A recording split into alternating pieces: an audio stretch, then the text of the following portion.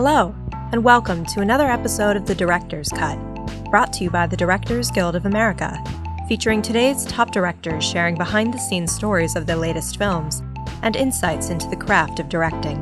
Please take a second to subscribe to our podcast on iTunes or wherever you get your podcasts.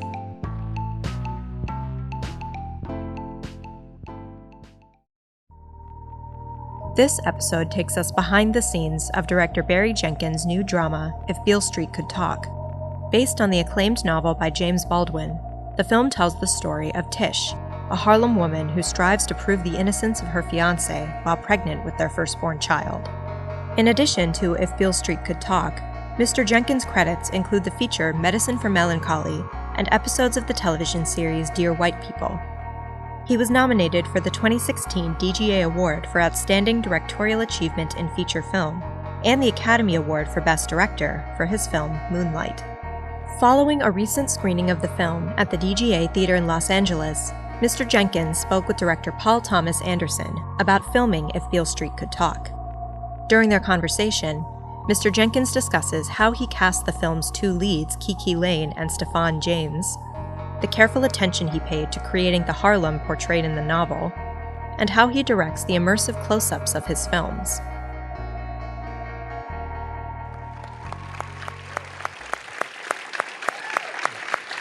Thank you very much.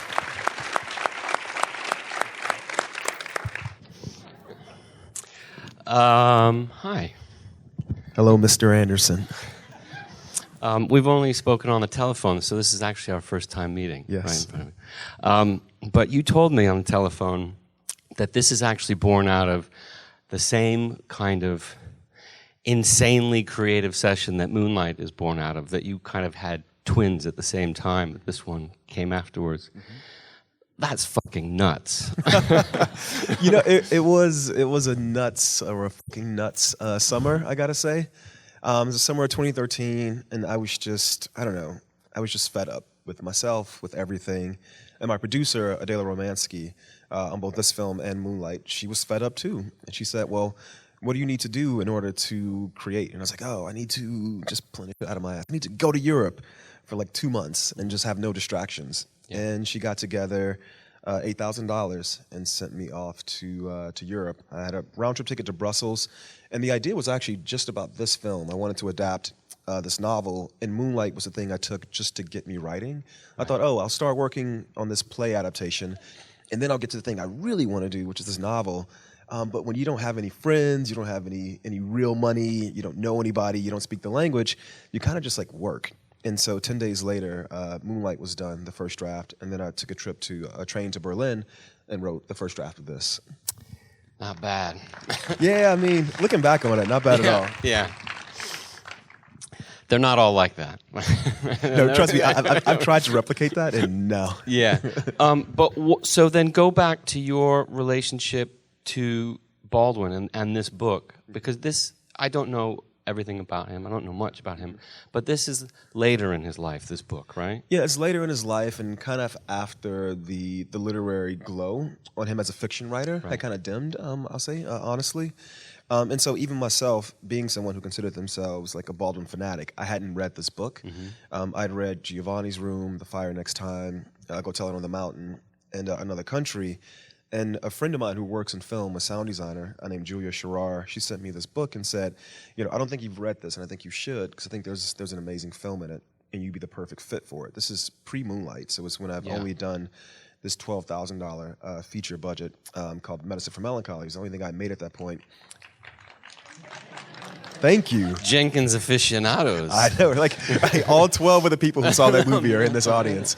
But when I read it, I saw the things that first led me to fall in love with Mr. Baldwin, which was this very sensual, poetic voice that dealt with romance, and relationships in a very sensual way, very visceral. But then this other voice that was just as viscerally attuned to systemic injustice and the way American society has played a large role in the degradation of black folks, the lives of black folks in America. And they were fused really organically in this novel, which I would say is not my favorite James Baldwin novel, but as a visual storyteller, it was the one that I felt had the richest material for me to mine. Right, right. Sometimes it's working not with the best source material that they could have to adapt a film. So I can imagine that. Does the book follow a similar structure in terms of flashing back, that you are kind of within this relationship in past and present? And It does, but it's not exactly the same. I mean, the book has maybe in some ways an even more radical structure than the film. They're both nonlinear, but we couldn't follow the same nonlinear principles as the book, so it's a bit different. Of course, right. Okay, so the romance at the center. Where did you find these two faces, these two remarkable young actors? Right. I mean, let's start with them, and then we'll get to everybody else, because it is like every time somebody appears on screen, you wonder, like, who the hell is that, and how can I see more of them? You know. So just start with these two young actors. Yeah, you know, the biggest thing for me when I first read the novel was it was clear to me that Tish and Fonny are soulmates, and I'd seen a few depictions of young black people as soulmates, but not many. And I certainly hadn't seen many in cinema. And so right away in the casting, I felt like immediately when the movie starts, because you know it takes 20 hours to read the book, it takes 2 hours to watch the film, you need to know these two people are soulmates. And so that was the primary thing I was looking for. And it had to be in the faces and the gestures and not so much in the dialogue, something you can feel. You know, that's a different kind of belief than something you're told and you believe. So, you know, when I write the scripts, I very rarely see an actor in my head. I think casting, you know, and especially watching your work, is a meritocracy. And I was just hoping someone would walk through the door and show me who Tish is. And Kiki Lane, who plays Tish in this film, is her first film role ever, which is insane because she has to carry the whole damn film. You know, in the movie, Tish speaks with two voices. You know, in scene, she's like this very young girl. She's experiencing just about everything for the first time. But then in the voiceover, she's speaking from a woman who's evolved through these experiences. The girl has become a woman. And so I was looking for someone who had that duality within them. And Kiki Lane showed up very late in the casting process, and she just had all those things. And then with Stephon James, I'd seen him in Selma, and I'd seen him in Race. And I actually didn't think he was perfect for the film because he's so just like I mean, he played Jesse Damn Owens, you know? And so it was almost like too refined for me, for what I wanted for this character. But, you know, I think casting's a meritocracy. And he like flew to LA because he's from Toronto. And he's like, I will put every scene in this film on tape, is what he said to me. And I said, that's unnecessary. However, I saw the tape you sent, I got some thoughts, and he went off without me, and he retaped. And every note I gave him, he took it. And then we put them together for a chemistry read, and it was clear, okay, these two young people are soulmates. And then it became about building these families around them. Was the casting process. So, as president of the Regina fan club, president, I'm a card-carrying member, have been for a while. I mean, and by the way, the scene of the year, we talked about this briefly, by far, by a mile, is her going down to Puerto Rico and putting the wig on and taking the wig off. That's like one for the history books. It's really, really so moving. When did she come into your mind as that's going to be my mama? So once we cast, and that's exactly how it was in my head. You know, once we cast Kiki and Stephon, then it was about building these families around them. And for me, there's this idea in the book that's very clear, where Joseph and Sharon, Tish's parents, they're basically like almost these mirrors of Tish and Fonny. They were the same age when they met. They were the same age when they got married. And so I was looking for someone who could very clearly be the matriarch, be a generation beyond, but still in some ways look almost young enough to be this woman's sister, you know, to be this girl's sister. And I remember watching Regina King growing up on 227, and then watching her in all these movies and TV shows and just always feeling this connection to her. You know, she's like my sister mother, kind of.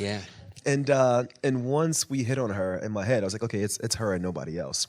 And thankfully, she loved the book. Everybody in the film loved the book. You know, they were really diligent about the source material being a part of their characters. And once I had the first Skype with her, and she gave me so much shit, you know, about the script and what was in the book and not in the film and all these things. And I said to her something Mahershala said to me on Moonlight, which was, it's not in the film, but it's in the performance. And once I said that, she was like, okay, cool, I'm with you. And we went down the road. Just So briefly about the wig is her idea, actually. Fantastic. Well, because in the book it's a shawl, and I was like, we were both having the Skype. She was in Mexico, I was in Montreal, and I was like, yeah, and then this thing. She was like, what about this thing with the shawl? I was like, yeah, I know, we're definitely gonna do it, but I'm trying to figure out a way to ground it. She was like, I think it should be a wig, and I was like, you know what? Yes, I think it should be a wig, and the whole thing just came alive. Yeah, fantastic. And Daddy, and just talk a little bit about him very briefly. Yeah. So Coleman Domingo. I mean, both the dads in the film, Coleman Domingo and Michael Beach, are just yes. Yeah. It's with this film, what I really loved was once we found Kiki and Stefan, then it was about who are the actors that just feel like these families in a certain way. And Annapurna was so great because it wasn't about trying to find like the biggest and brightest faces. It was about building a family. Right. And between Aunjanue Ellis, who plays Stefan's mom, Michael Beach, who plays his dad, and then Coleman Domingo, I just felt two things. One, I wanted to keep the language of the novel intact, and some of the language can break in the wrong hands. And I felt like all these actors could do a really good job of preserving the language, but making it almost lived in, which I think makes it contemporary without updating it to 2018. Yep. And Michael Beach, which is phenomenal at that. Coleman Domingo can pronounce. He could read the telephone book, and it'll sound like you're listening to like R&B from the 1970s. Yeah. And then once we had solidified that element, then we got Tiana Paris, and we moved on to building out the satellite characters. Right. Fantastic. Really fantastic.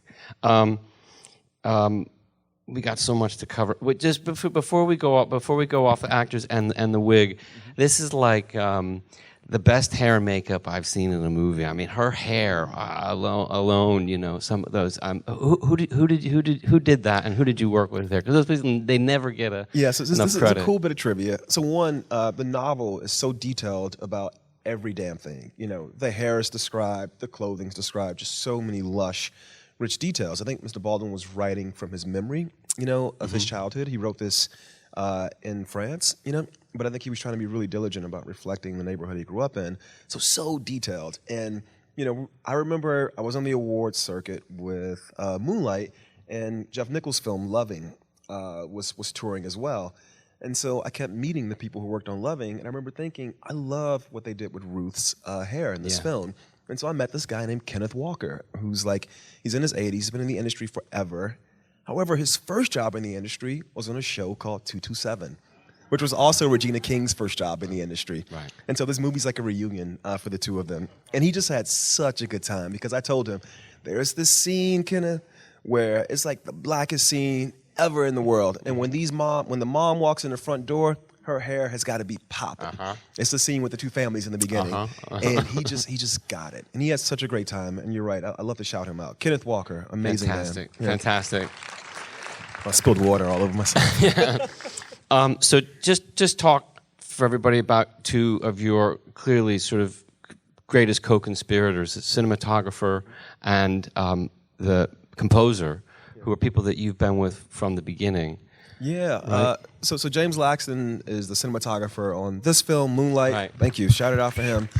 And Medicine for Melancholy. I mean, we went to film school together, so I've known the guy since I was like 20 years old. And we just have a way of working at this point, almost like a second language that we share.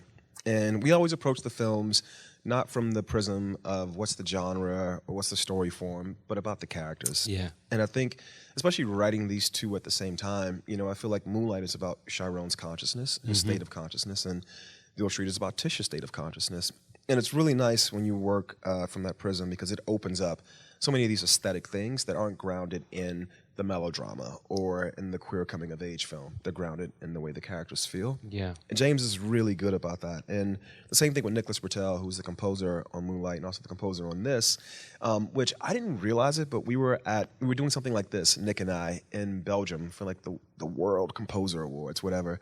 And afterwards, we came off stage, and a composer in the audience said, "So am I to understand from your talk that you never heard any of Nick's music before you guys worked together on Moonlight?" It never occurred to me. I was like, no, actually, I hadn't heard any of his music before we did Moonlight. But there was a vibe, Yeah. I had a meeting with the guy. He understood me. I understood him. He understood the film. That was all it was. Yeah. And I feel like with James and myself, with the editors, with everyone, we just approach the films as though the past doesn't exist, and whatever the vibe is on that piece is what's going to rule the day. Right, right.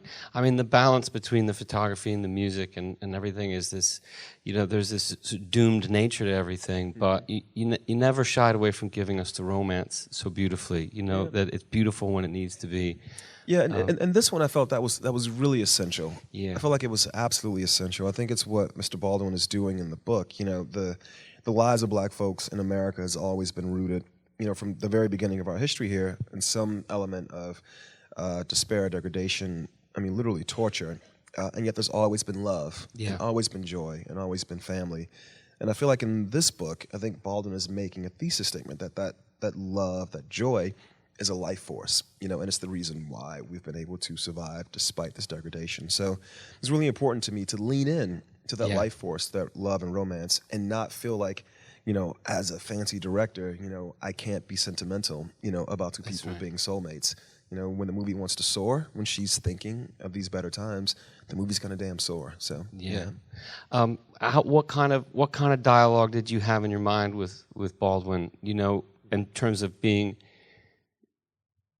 respectful to this book, but also knowing I also got to make a movie and there's things that I have to do to change it. Did you have to go to work every day and have a little dialogue in your head with him and say, sorry about this one, but I'm going to have to cut it, or any of that kind of stuff? I did, because I like to be really loose on set. I think when you get there on the day, what you're doing on the day rules the damn day. And so when you're working on an adaptation, when you have this text that has existed for 45 years, that's a hell of a thing to overrule on the day. Exactly. Right. But what the actors are doing is always the most important to me, always the most important.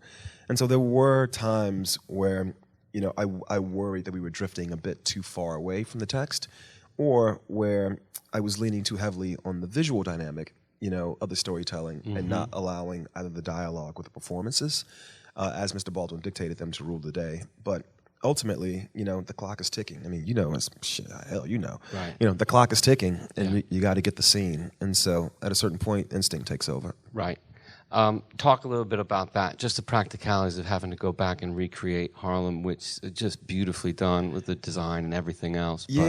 Our production designer, Mark Freeberg, is just old school, and he just knows every damn thing. He was so essential to, we didn't have the budget to recreate the Harlem as it was in 1974, which was a very rundown place. The city had basically just given up on Harlem. They literally would not send, the public waste collectors up to Harlem to clean up the refuse. And so the kids would just make playgrounds out of it, all these vacant lots and rusted out cars. We did as much of that as we could, but what I said to Mark was it was going to be a Harlem of faces, the landscape of faces, especially with the way James and I work with all the portraiture, but also of the interiors. And one of my favorite, all the interiors in this film are sets. They're all either on a stage, or we found a brownstone in Harlem that was being flipped, gentrification 101. And Mark is so smart. He's like, man, before you flip this house, we will demo it for you. And then we're going to build a James Baldwin movie in it, and then we'll demo it after. And when you sell it, you can say a James Baldwin adaptation was made here. Yeah. And we got the deal. It was awesome. Yeah. And then Mark brought the place down to 1974 code and just brought all that patina. But my favorite is Fonny's Bank Street flat, where Brian Tyree Henry shows up in the film, and they have this 12-minute conversation. That's also on a stage. And Mark was just so particular that when they're sitting at the bathtub that's a dining table, if you look between them, there's this crack in the wall, because it's a basement apartment, so the foundation is off. And Mark brought this 84-year-old draftsman out of retirement, because he was the only one he would trust to build that crack in the wall on a set. Yeah. Because he felt like it had to have that authentic a character, to represent the Harlem at the scale that we were representing it. So really awesome guy, man. My collaborators on this film were just the best. I feel really privileged to work with them. There's one of them right here. Your editor sitting right over there. Oh, I'm sorry, I didn't hear her at any point during this discussion. Joy, stand up for the people. Yay. Well, and I'll say, I'll shout Joy out, because I have two editors, Joy McMillan and Nat Sanders. Joy actually cut that 12-minute sequence between Stephon James and Brian Tyree Henry, and the thing with that sequence was we shot it, standard coverage, shot, reverse shot, all this shit. We had two cameras, and then at a certain point, and Joy, thank you for figuring it out. At a certain point, I was like, you know what? it's not good enough, you know, it's not going far enough. I didn't want to break the energy between those two men. So we took one camera out and put the camera on a slider. Instead of cutting between them, we started passing the energy back and forth, back and forth. We did it, what, 3 times, Joy? Did it 3 times. And so we got this 12-minute scene. Yeah. And I'm like, but make the 3 times be the scene and not the 12 times that we did it with standard coverage. And she did it. So thank you, my dear. Beautifully done. Thank you, my dear. I can imagine get an editorial kind of headache in this film, just in terms of you get into a situation because in a way you have limitless possibilities because of the flashback. How challenging was that? When to go, when to move left, when to move right, how to go forward, how to keep moving us forward without us feeling that we're stepping back. It was extremely challenging. It was the most challenging thing about making the film, to be brutally honest. And it was a thing where, as you say, with most films, there is 2 or 3 ways that the movie can work. Yeah. With this one, there were 15 ways the movie could work. Yeah. And it was about really watching Kiki, watching Tish, and really solidifying that the movie wanted to be framed through her consciousness. You know, she's essentially in purgatory. Fadi's in purgatory. And every now and then, she wants to get away from that and have these flashbacks. And so it was really tricky. And it got to the point where very late in the process, I would wake up every morning at 6 a.m. and watch the movie. Because the only way to really know if this move added up to this was to watch the entire damn thing. Yeah. And so every 2-hour watch, I would figure out another 2 minutes of the film. And it was over the course of the last 2 months of post, just watching the entire film over and over and over again to make sure that this was the version of the film that was correct. This was the version that honored the aesthetic contract with Tish. Right. Very difficult, man. Yeah, I bet. Now, a few other things. I'm very jealous of your close-ups. I mean, I've tried. Let the record show that Paul Thomas Anderson is jealous of my close-up. Bruh. I say I'm done. Well, you know. I think there's a long line of people that have really tried to do Jonathan Demme close-ups, and I try all the time, but I have to say, you got it right better than anybody. Thank you, I was so jealous. I was like, how is he doing that?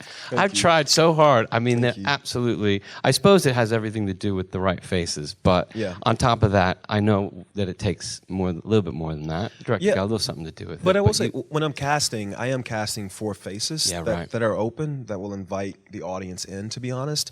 I think the other thing, too, is I don't try to control it. I'm not directing those moments. Yeah. And what happens is I don't plan them. Myself and James, we don't plan them.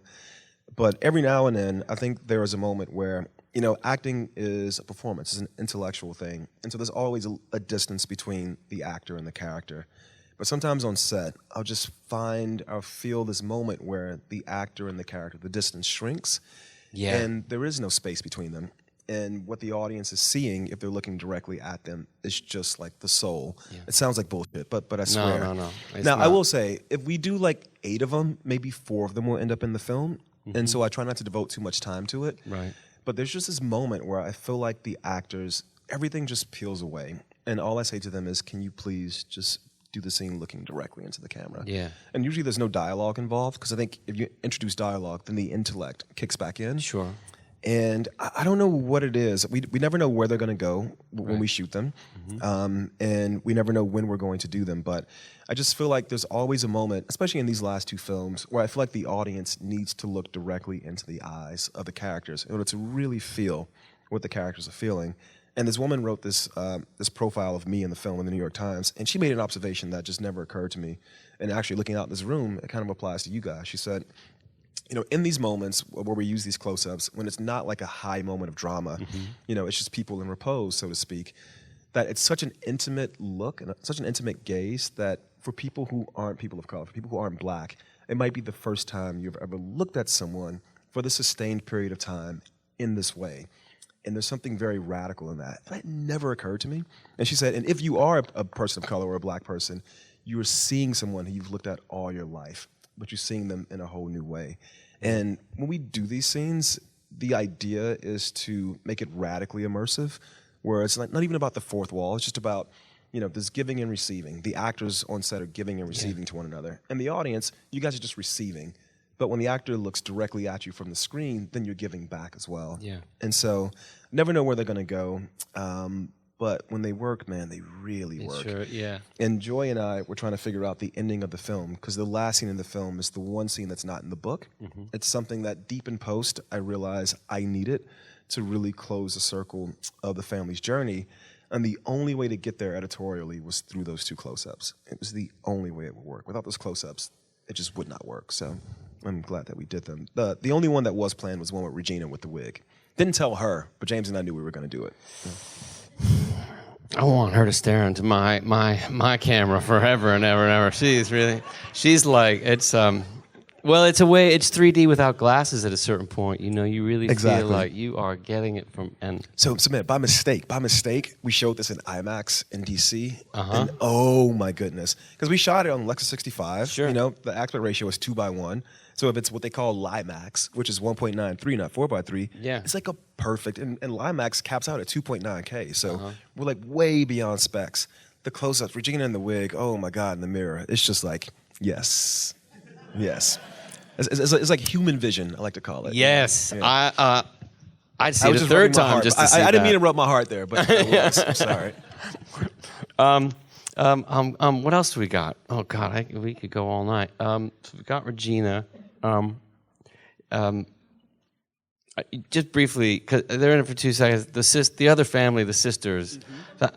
Come on, they're great. No, they're great. They're great. And the mother, who I love how she collapses in her arms. It was like you know when they would carry James Brown off and he just couldn't, you know. No. Honestly, I was talking to somebody about this scene because there was there was a person who likes movies, who was like, I don't know, people are laughing at that scene. Should they be laughing? I was like, of course they should be laughing. It's fucking ridiculous. Yeah. You know, and when I'm at like family reunions and things happen, you know, the people in it are very serious, but you see aunties and uncles over the side like laughing, you know, because it's ridiculous. And I think when Mr. Baldwin wrote this sequence, he was thinking of James Brown being carried off and then throwing a cape off, you know, because it is as vicious and brutal as some of the things that are being said. It's so heightened that it is ridiculous. And I think being able to step outside of it and look at it in its full ridiculousness is what makes it not the be-all, end-all. You know, these two families are going to have another sit-down together. They just have to. They just have to. Right. Because of, as Ingenue says, that child, you know? That child, yeah. Well, her only way of dealing with it is to just create such a dramatic situation. She's got no other way to deal with it rather than cause a ruckus. Right? You know, it's one of my favorite performances in the film, you know, because it's a very complicated thing to do, especially for Ingenue, being a mother. Right. It was the way that character behaves. It's not a way that she felt she would behave. But we did have these long discussions about it, and we got to the same place where the only way she can process it externally, and she has to process it in the moment, she has to do something, is to just blow it all up. Right. Is to blow it all up. And most of what she's saying to Sharon, to Kiki, she's kind of saying to herself in a certain way. Absolutely. It's a very, very nuanced, big but nuanced performance. Yeah, those are the best kind, though, aren't they? I mean, I don't know. Just in a pragmatic talk. Wait! You said that. I thought of the breakfast scene in Phantom Thread. Right. Which is very nuanced, but also very loud. Yeah.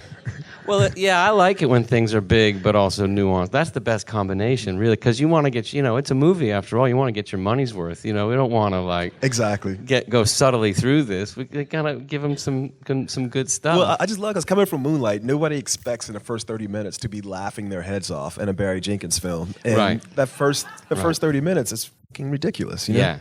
But two things I want to make sure to cover is that I love, and you did it in Moonlight too. You just got the guts to hold on intimacy longer than most people would, and you carry us through it, potentially being uncomfortable, to helping us calm down, and showing us something that I personally do love to see if it's done well. I mean, normally you don't want to see too much intimacy sometimes, if you know, because you can feel like this is fake somehow. Yeah. But now twice now you've done incredibly long takes, incredibly long scenes of people in their absolutely most intimate situations. Where'd you get the guts to do that? That's pretty great. I mean, it's because it's gutsy. You know, you must be aware of that. I have Final Cut, so it helps with the guts. You Yeah, know, right. but I think in both films, I think you're talking about the scene in the second chapter of Moonlight. That's right, on the beach. On the beach, and then this one when Tish and Fonnie first make love. It's just such a, especially with the way the movie's built up to that point. You know, it's so rapid. You're cutting back and forth from this first date, and then with the families. All the emotions are very heightened, but I think at the core of the film, it is about this girl, you know, and all of her first experiences. And to me, it was really important to really illustrate how tender the romance between these two people are, and to honestly present a depiction of a first sexual experience that was tender. And to me, the best way to do that was to just be with her through the experience and give her the space to grow comfortable with it. And so as comfortable as the audience is, you know, as they're coming to the bed and we're in this master shot, I think you see her slowly also really settle into her body and kind of take control of the scene, to be honest, in a very passive way, but still she is dictating the pace. Now, I'll out myself about the scene, though. So two directors talking. That whole scene could be one shot. Yeah. He gets up to go to the record player. We don't cut away. We stay with her. We sort of pan over. He's just a soft focus blob. And you don't see him put the record on. Then he comes back and he's like, it's so money. He's like coming back into focus. And then he comes with her and then they go down to the bed, all one shot. But then I showed it to some of my female friends who work in cinema. And they said, if that was a woman at the record player, you would cut to her because you'd want to objectify her. Now, if you're trying to tell this movie from a female perspective, objectify him. And so we had the coverage, and so we cut. And I will say, and I'll give Joy credit here, because Joy was like, "We want to see him. We got to see him." and so we cut. And so we cut to Stefan with all his muscles and his tighty whities. Wait, talk about arguing over post. It's those tiny details. You got to give the underwear some coverage. You have to at a certain point. If it's like apparently. But you know what? I think if we did that in every scene, then it would feel indulgent. But there are very particular moments when I think it's essential to really, again, ground the audience in the experience of the characters, especially with this one, with her journey. As you got them, we got to wrap it up. But as you to back to these two actors, so you have them. You're setting them on their path. Are you going to rehearse with them? Are you going to rehearse with them just enough? Are you not going to rehearse with them? What is just give us how you set them off on that path. You know, it's been my thing to not rehearse a lot. It's just been my thing. Both Moonlight was no rehearsal at all. This was one day of rehearsal. It's just not been my way. Just like the same way I don't storyboard. I shot list, but I don't storyboard. I used to work in advertising, and I used to feel like if you had boards on set, you were working towards the boards, and you weren't working towards harnessing what was happening on the day on set.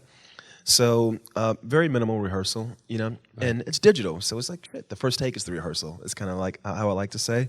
And I'm always trying to feel what the actors are bringing on that day and then work from that with what I have in my head, what's in the script, and let's end up at the best place. So it wasn't a lot of rehearsal, but what happened with this film, I'll talk about Kiki in particular, was Kiki is this new actress who's never been in a film. And so we surrounded her with all these veteran actors. And you can see them nurturing her through the process of understanding what it takes to be the lead in a film. And that nurturing then bleeds over into the dynamic of the family on screen. Yeah, of course. And so it was just this really lovely, you know, the handicaps become the strengths in a certain way. The limitations become the strengths. And so I tried to create a really safe space for them. But no, there wasn't anything I could do to just like try to rigorously get them up to speed. Right, great. We have to wrap it up. Well, thank God for that trip to Europe because we got Moonlight and If Beale Street Could Talk. Thank you guys for coming. Barry Jenkins. Much appreciated. Thank you guys. Thanks for listening to another DGA Q&A. If you'd like to hear more from director Barry Jenkins, check out episodes 63 to 65, which feature Mr. Jenkins discussing his DGA Award-nominated film Moonlight, alongside other nominees such as Damien Chazelle and Denis Villeneuve at our Meet the Nominees 2017 Feature Film Symposium. You can find past episodes of The Director's Cut wherever you listen to podcasts, and be sure to subscribe so you don't miss an episode. Thanks again for listening, and we'll see you next time. This podcast is produced by the Directors Guild of America. Music is by Dan Wally.